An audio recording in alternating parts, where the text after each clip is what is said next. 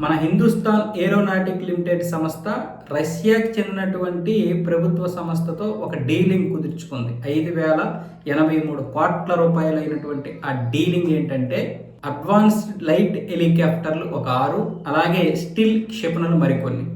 వీటి ఒప్పందం అయితే జరిగింది. దానికి సంబంధించినటువంటి ప్రభుత్వమే ఒక కీలక ప్రకటన అయితే చేసింది. అదేంటంటే అడ్వాన్స్డ్ లైట్ మిలిటరీ హెలికాప్టర్లను ఇండియన్ కోస్ట్ గార్డు కోసం, అలాగే స్టిల్ క్షిపణులను భారత నౌకాదళ యుద్ధ నౌకలలో మోహరిస్తామని రక్షణ శాఖ అయితే పేర్కొంది.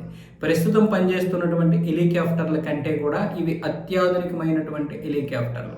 ఉపరితలం నుంచి గగనతలంలోకి, గగనతలం నుంచి గగనతలంలోకి కూడా వీటిని ప్రయోగించడానికి మంచిగా అవకాశం ఉంటుంది. పైగా సముద్రంలో ఎలాంటి ప్రతికూల వాతావరణం ఉన్నా సరే ఇవి సమర్థవంతంగా పనిచేస్తాయి, హెలికాప్టర్లైన క్షిపణులైన. అందుకోసమని ఇప్పుడు ఈ హెలికాప్టర్లని క్షిపణుల కోసం అయితే ఈ ఒప్పందం జరిగింది. మరింత బలమైనటువంటి నావికా దళాన్ని తయారు చేయడానికి ఈ ఒప్పందం అయితే జరిగింది.